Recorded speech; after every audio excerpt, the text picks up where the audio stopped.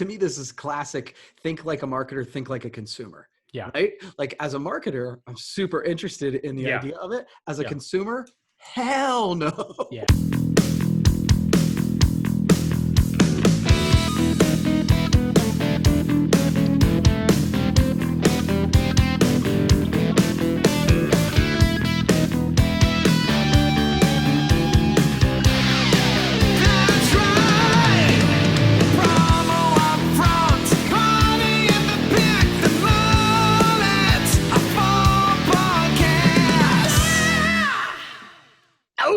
And welcome to episode number 11 of the Promo Upfront podcast.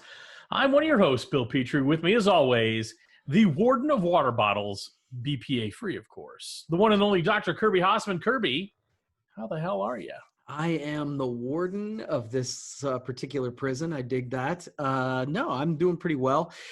The two of the girls, my wife and my daughter, are out of town, so I'm kind of it's a little bit of a different week this week for me. And it's funny, in those times you think you're going to have all this free time. Yeah, it never works out that way. So I've been super busy this week, and that's probably good. Keeps me out of trouble. How are you, man? Doing good. Getting ready to take my two kids, Ding and Dong, down to Auburn, Alabama for a college visit, because they actually have kids on campus, and we want them as much as possible to see what a college campus looks like with humans on it. We've been to a couple without humans. And so trying to get them to help them in the strange time we're in, as much of a real experience as they can get. So getting ready to do that. So I'll be traveling and I'll be on my mobile device. And you know what's going to help me out a lot, Kirby? What's that, Bill? I'm so glad you knew to ask. That'd be our good pals at Promo Pulse. That's right. Promo Pulse. Jason Noakes, the author and guitarist, not the singer, but the writer and the guitarist for our wonderful theme music here at the Promo Upfront home offices. He has a wonderful app called Promo Pulse. If you're not familiar with it, it's your one-stop app for the promotional products industry. Three things about it, Kirby. Not one, not two, not four, but three. Three things about it. It's convenient, right? Right. It lives on your phone. It's right there. You've got the Promo Pulse app. I see it right there up in the upper left-hand corner, right by your second favorite app, Snapchat. Right. And you can search, save, and share content from the entire industry in one spot. That is convenient. Number two, great place for ideas, inspiration, and information, and includes content from more than just suppliers, Kirby. You know this. Thought leaders, service providers, PPAI, ASI, Hausman Marketing, Brand of Eight, maybe a couple others. And then number three, it's free. I just made that rhyme. That's how professional of a broadcaster I am. Number three, it's free. You know what? It's right. All the content is in the industry. All the content there is free. The app is free to download, and it's just a wonderful, wonderful tool. So I know you use it every day, and how big of a fan you are of it. And what is your favorite thing about the Promo Pulse app, Kirby? You know, what I like too is the Promo Pulse app is amazing, but I love just how it's Jason's sort of mission is to support those voices in the industry and spread the good word. So literally, yes, they share our content through Promo Pulse, and it's awesome to get it all in one place. But heck, he shares it on Twitter and Facebook and all that stuff. He is just sort of a fan of the industry and ways to elevate it. And so I love that. Yeah, it's great. And he's really making it easy for you to kind of, it's an aggregator of content, not just supplier specials, but content, you name it, it's all there. So go ahead and head over to the App Store. If you have an Apple device, Google Play, if you have an Android, download it. Promo Pulse. You're not going to be sorry that you did. Now, Kirby, I want to thank you for having the courage to do this podcast with me on this very mid-September day. You have the promo up front of the podcast. What is the topic that's on your mind that we have got to discuss? Promo up front. Kirby Hausman, go. So our buddy, Roger Burnett, and his buddy, Stan Phelps, and our buddy too, released, I think it was actually like today as we're recording this, that the book dropped. It's Red Goldfish Promo Edition. And so, obviously it's a book release, but because it is very specifically targeted to not only the promotional products world, but just the heart of business and doing business based on purpose. Part of the launch group, I know you are as well. I'm really excited about that concept. And so this is one of those pieces where I'm not really trying to be a sponsorship, but we got a chance to see an advanced copy of it. It's a great book. Stan Phelps does that Goldfish series. Mm-hmm. And so one of the things that he like specializes in, and I've read several of the Goldfish series, is case study after case study after case study, which is, I think it brings power to the idea that not only can you do it and make a difference with promo in your business, but a lot of people are doing it and doing it successfully. So I'm super excited for Roger and Stan, and I had a feeling you might be too. I am. I'm a little pissed off because I think I'm the last one of our group not to write a book. So I'm just joking. No, I am super thrilled for Roger. I've known Roger for many, many years, and I've known Stan pretty well for about 3 years. I've had many meals of Stan, and he is kind of the brainchild behind the whole Goldfish series, which is a series of business books geared toward very different things, giving back obviously for this one, and being thoughtful and all that.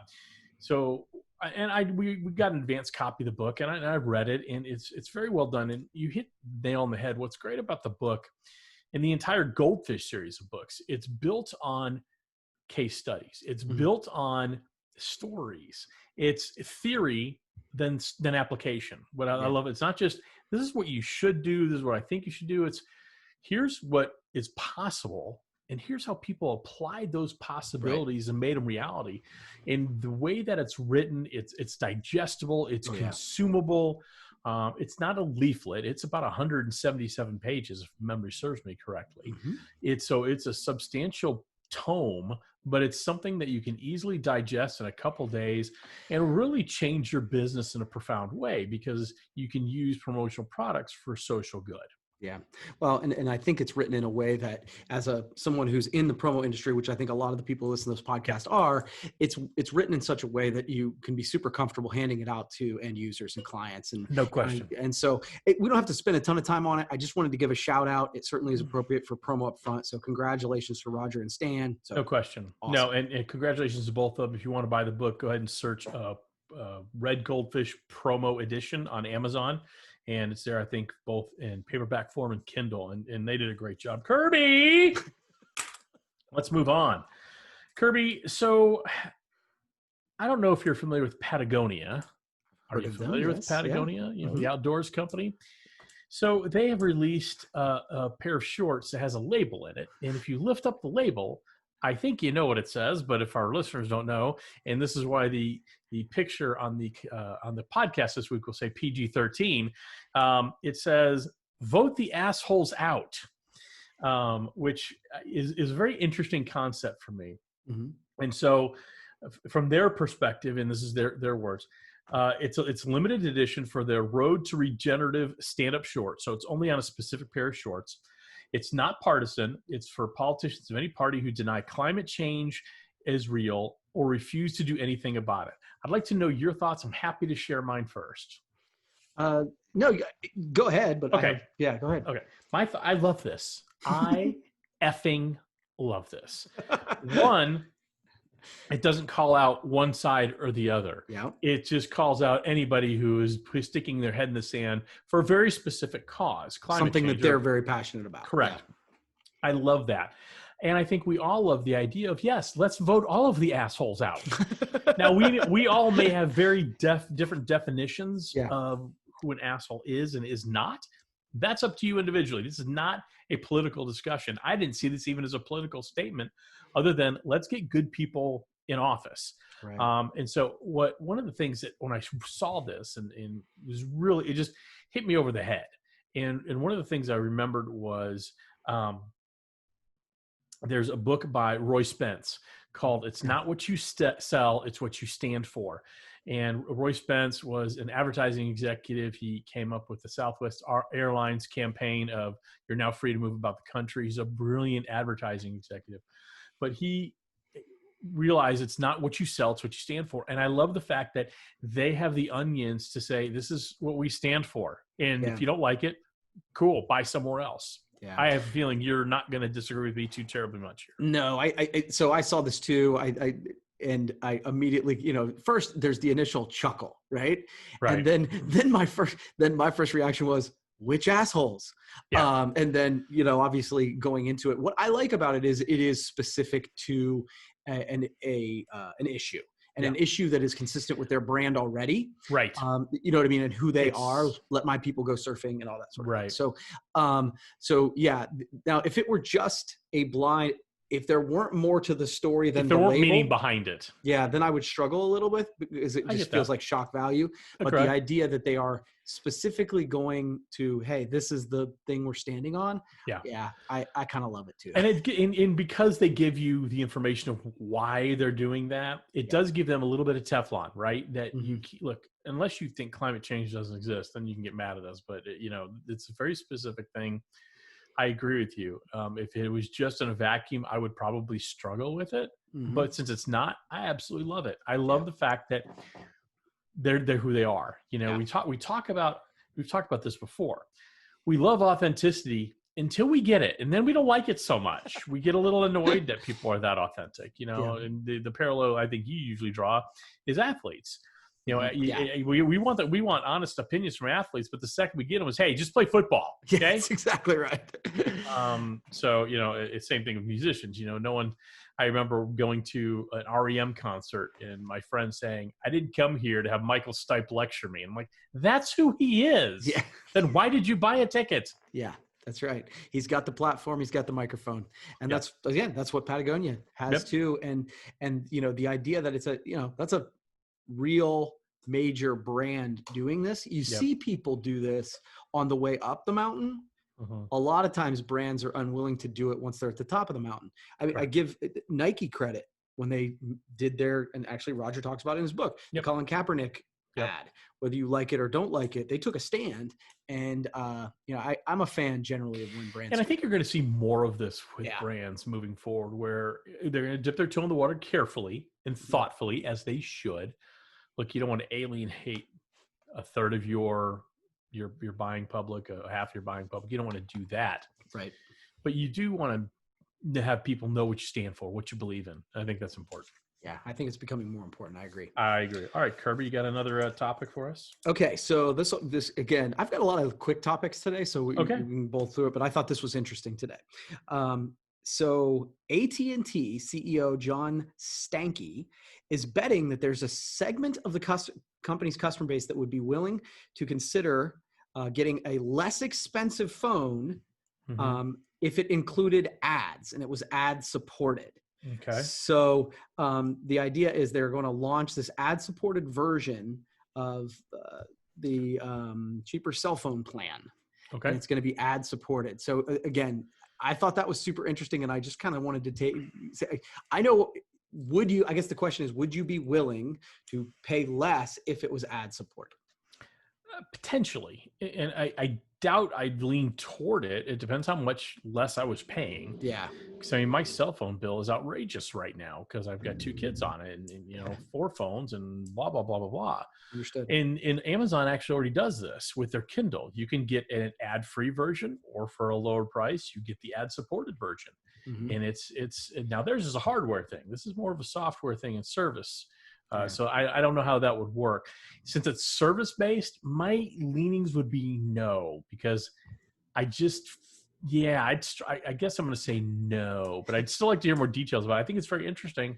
I think it's an interesting concept. Yeah, companies are struggling. How do we get our message in front of people? But to me, I think you'd have such a backlash now that I'm really thinking it through. I think you're creating a ton of friction for people, and they just want to check the weather. They just want to check the scores, and you're going to cheese people off. And I don't think I'd want that associated with my brand. So Kirby, my definitive answer is no, I would not, and nor do I support it, but I love the initiative. Yeah. Final answer? Final answer. No. So, to me, this is classic. Think like a marketer, think like a consumer. Yeah. Right? Like as a marketer, I'm super interested in the idea of it. As a consumer, hell no. Yeah. Like, no, I do not want more ads in my life. I want less. Right. So I totally get the marketing side. It's interesting, but I would not sign up. Well, and this leads into the topic I'm going to bring up next. Cool. Which is, so we'll hold off on that. So, well, let's jump into it. Yeah, go for it. Let's tease, and then I'm going to share my product of the week, and then we'll go back to it. Like real professional broadcasters. Check it out. So it's certainly a case where marketing and sales are not in alignment, in my opinion. Okay. And that's what we're about to talk about. But first, Kirby, I'd like to share what my product of the week is, if that's okay. I would love that. Are you ready for this? I can't wait. It is the 10.4 2.0 from our good pals at Org Audio. And I've already taken the phone charger, the portable charger out. This is such a wonderful piece of technology. 10,400 milliamps. Huge branding. I've always loved the branding that they have on there. And it will charge your phone like 3 or 4 times. And I am one of those people who my phone gets below 70%, I start sweating. My phone gets below 50%, I'm looking for outlets, and that's all I'm doing. My phone gets below 25%, I'm considering murder. So this is really I love a life-saving device. It's a it saves everybody's lives, right? But I love this, and I know you have several of these as well. These are fantastic must-haves on the go. No, again, Org Audio. It's hard to, again, this isn't a commercial, but when they come out with new product, I am waiting with bated breath. And the reality is they got the launch with tech, right? With speakers and headphones and chargers. And yeah, all of their chargers are sweet. Yeah. So this is, like I said, this is my favorite for a compact charger. It packs a hell of a punch. So Kirby, back to our discussion. Yes. We were just talking about how AT&T putting up, the marketing of AT&T ad-supported phone service is not in alignment with sales. Would you agree with that those two are not in alignment? Yeah, I think it's going to be the consumer's going to push back for sure. So I think that's a problem in a lot of organizations. It's funny that I actually had this down as a topic today without having any discussion with you. So many times you see marketing not in alignment with sales. Right. Either there's the campaigns without a sales input, and this might be one of them that we just talked about, or it's, seemingly pursuing different goals, or even just they're not understanding what the other side really does. That's why I always find it interesting when companies hire a vice president of sales and marketing. I'm like, wow, those are 2 radically different jobs, and it's hard to balance those out. And so how do you facilitate making sure that marketing and sales are in alignment? And I can give you some thoughts on that since I'm blindsiding you with this. No, it's good though. It's funny that you're talking about it because, I grew up in this business in the sales side and, leadership perspective, I'm definitely more, I'm sort of the marketing department too. Right. One of the things that advantages I have is I'm still actively in sales. Right. Right. So as I am, as I'm crafting the message, you're thinking of sales. I am. How will my sales team do it? How would I do it? And actually, I heard, and gosh, I don't remember where it's from, so I'm going to screw up the giving credit. Yeah. But one organization I'd heard of actually actively would switch their CMO and their VP of sales like every quarter, maybe not every quarter, but they put them in charge of the others thing so that they had a better understanding. Yeah. And they said that brought sales and marketing much more in alignment. And that just makes sense to me. Yeah. One of the things I wrote down as I was thinking about this, just when sales and marketing are not in alignment, have people sit in meetings for the other one. That's kind of a lesser version of what the company you're referring to did, where they switched the leaders for each of those departments.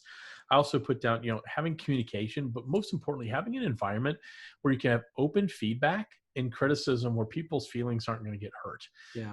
Where, there are times where sales does not apply what marketing is doing in a proactive way that would actually help the organization. That happens. It's easy for sales to blame marketing. That's the easiest thing in the world. It's like, blaming the quarterback for every interception. Sometimes it is the wide receiver running the wrong route. The quarterback gets the bad stat.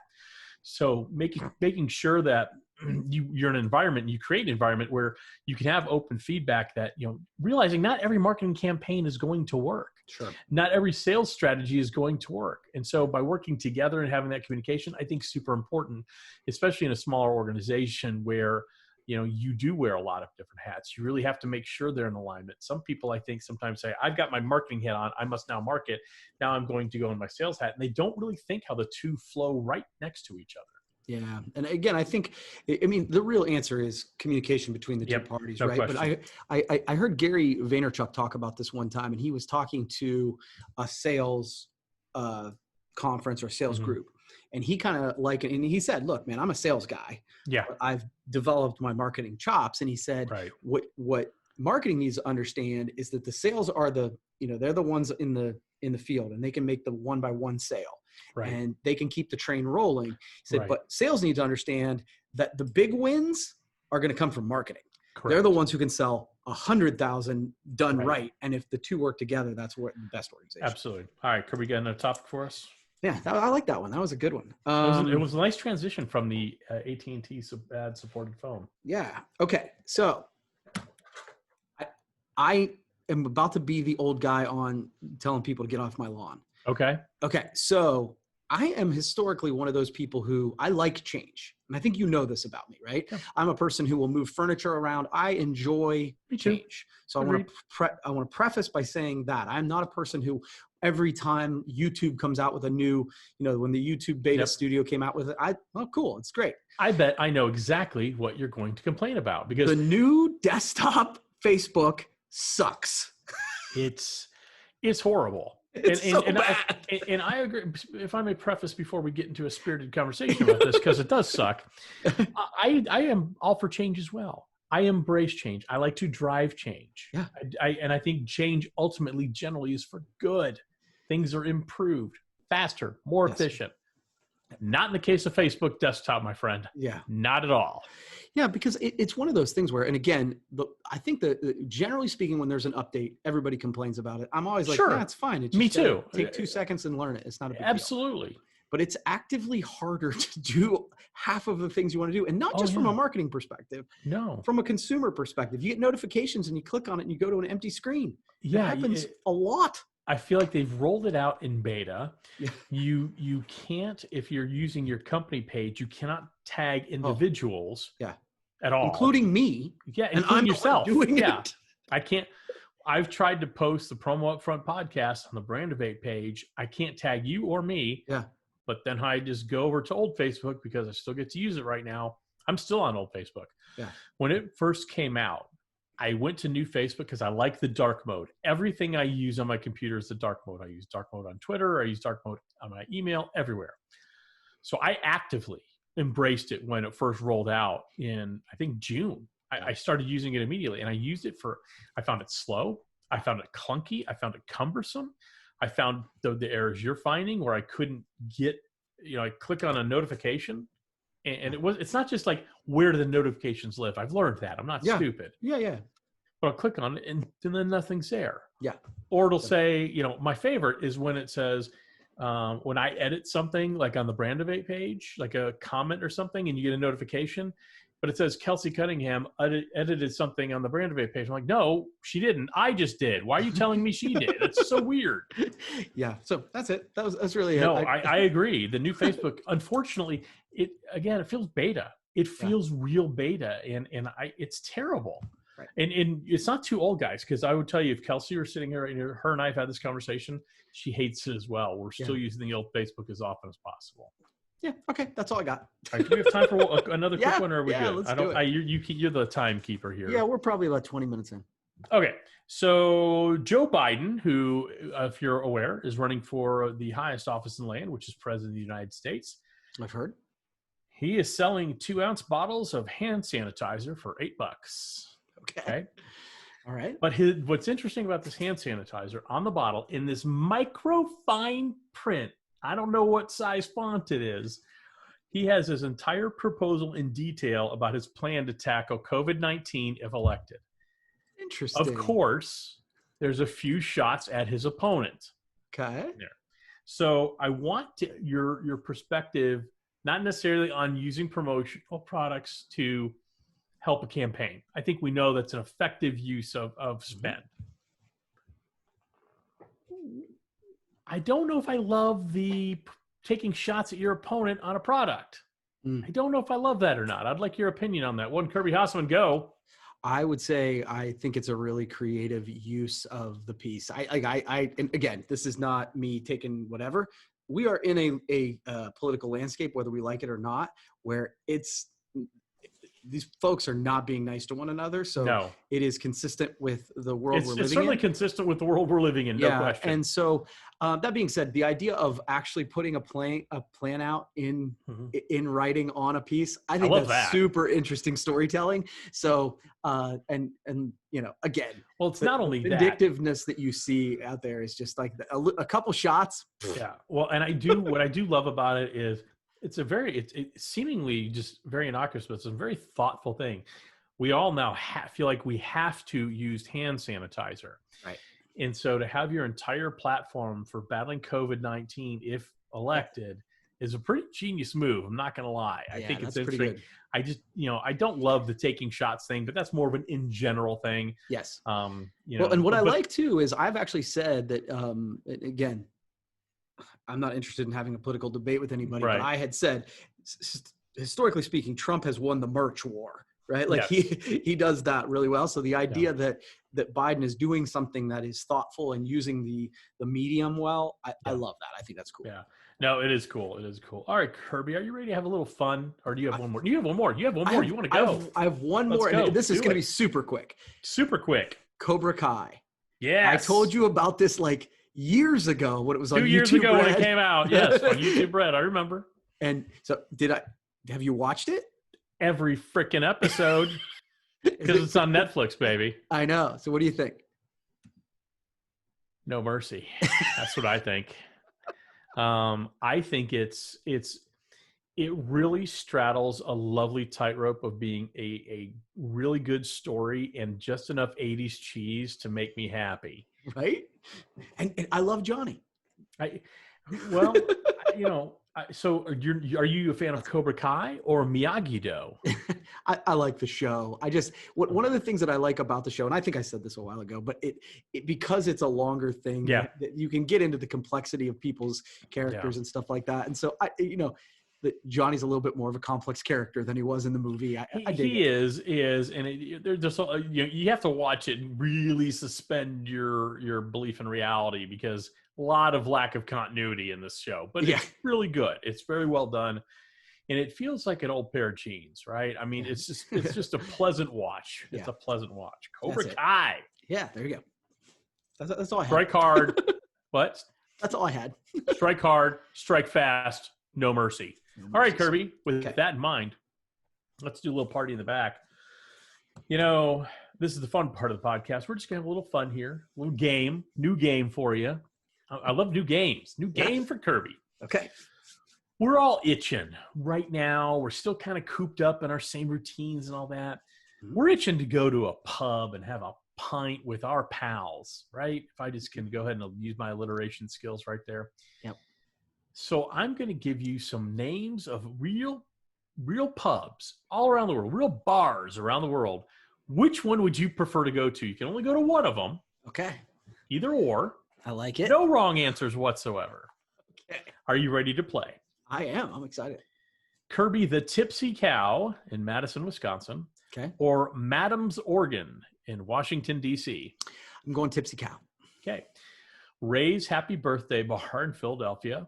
Or Mongoose versus Cobra in Houston. I'm going to go Mongoose versus Cobra Kai. Nope, that's not what I said. I knew you were going to go there. Not what I said. Okay. Olive or Twist, not Oliver Twist, Olive or Twist in Pittsburgh, or the Smog Cutter in Los Angeles. Smog Cutter. I love this one.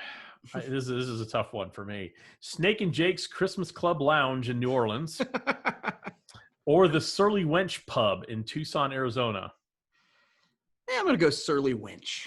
Otto's Shrunken Head in New York, or the Pastry War in Houston. Otto's Shrunken Head. Marie's Crisis Cafe in New York, or Brotherhood of Thieves in Nantucket, Rhode Island. Brotherhood of Thieves. Captain Foxhart's Bad News Bar and Spirit Lounge in Houston, or the Monkey Farm Cafe in Old Saybrook, Connecticut. Monkey Farm.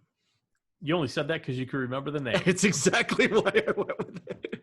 Jumbo's Clown Room in Los Angeles, or the Goat and Tricycle in England. Ooh, the Goat and Tricycle sounds fun. Okay. Bubba's Sulky Lounge in Portland, Maine, or Grumpy's Goat Shack in Victor, Idaho. Grumpy's Goat Shack. All right.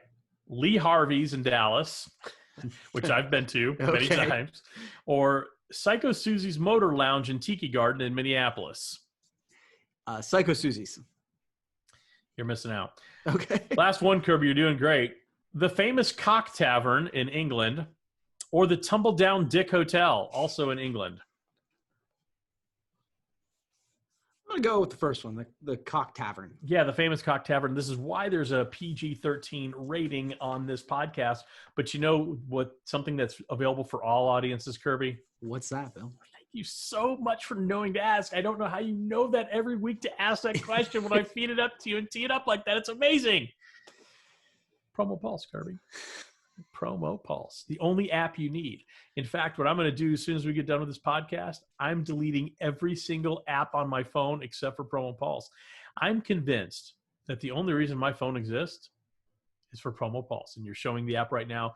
Super clean, super clean. It's convenient. There's great, excuse me. Yep. Look at them scroll there. It's convenient, great ideas. It's free to use. If you're an iPhone user, head over to the App Store. If you're a Google whatever Android thing user, I don't have one, head over to the Google Play Store. But it's free to download, free to use, and there's all sorts of content and supplier specials and industry news. It's really a one-stop shop. First thing you should do when you wake up is open up that Promo Pulse app, and our good friend Jason Oakes is, of course, behind that. Kirby, thank you for having the courage to go to the famous Cock Tavern with me. I think that'll do it. Yes, it will.